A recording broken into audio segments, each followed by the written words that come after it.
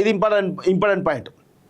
ధరణి అవకతవకలపై forensic audit portal ఆధారంగా జరిగినటువంటి అక్రమ వ్యవహారాలపై విచారణ. డిజిటల్ లావాదేవీల్లో చేతులు మారిన భూముల చరిత్ర వెలికితీత. ఏ కంప్యూటర్ నుంచి ఎప్పుడు ఏ ఐపీతో జరిగా గుర్తించిన ఆడిట్ విధి విధానాలపై కసరత్తు. త్వరలో ఓ సంస్థకు విచారణ బాధ్యత అప్పయింత అంటూ చూస్తున్నాం. సో ఈ ఫోరెన్సిక్ ఆడిట్ జరిగితే ఖచ్చితంగా రాసి పెట్టుకోండి, వీళ్ళ యొక్క భాగోతం అంతా కూడా బయటపడుతుంది. కొన్ని లక్షల ఎకరాల భూములు దోచుకునే విషయం చాలా బయటపడే అవకాశం ఉంటుంది.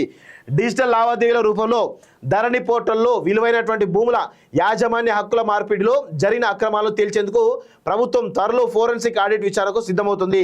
డిజిటల్ సాంకేతికతతో కూడిన మదింపు కావడంతో ఈ బాధ్యతను ఒక ఏజెన్సీకి అప్పగించాలని నిర్ణయించింది. ప్రభుత్వం లేదా ప్రైవేటు సంస్థల ఆధీనంలోని ఏజెన్సీకి ఈ బాధ్యత అప్పగించేందుకు సంబంధించినటువంటి విధి విధానాలపై కసరత్తు జరుగుతుండగా కొద్ది రోజుల్లోనే అది కార్యరూపం దాల్చనుంది. విశ్వసనీయంగా తెలిసినటువంటి సమాచారం మేరకు ధరణి పోర్టల్ ఏర్పాటు తర్వాత రాష్ట్రంలో విలువైనటువంటి భూములు మాయమయ్యాయని ప్రభుత్వం అనుమానిస్తుంది. ముఖ్యంగా హైదరాబాద్ పరిసర జిల్లాలో కోట్ల విలువ చేసేటువంటి భూముల యాజమాన్య హక్కులను సాంకేతిక అడ్డు పెట్టుకుని గుట్టుచప్పుడు కాకుండా మార్చేసినట్లు అంచనా వేస్తుంది.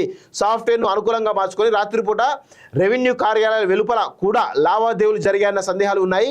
సీఎం రేవంత్ రెడ్డి పలుమార్లు పేర్కొన్నారు. ఈ వ్యవహారంపై ఫోరెన్సిక్ ఆడిట్ నిర్వహిస్తామని ఇటీవల శాసనసభ సమావేశంలో చెప్పడం జరిగింది. సో ఎక్కడ ఏ ఐపీ తోటి ఏ టైంలో ఏ విధమైన మార్పులు జరిగినాయో అన్ని విషయాలు కూడా బయటికి వస్తే వీటిపైన అంటే ఫోరెన్సిక్ ఆడిట్ జరిగితే వీళ్ళ యొక్క భాగోతం మొత్తం కూడా బయట అవకాశం ఉంటుంది. వీళ్ళొక్కరే చాలా మంది కూడా ఇరుక్కునే అవకాశం ఉంటుంది.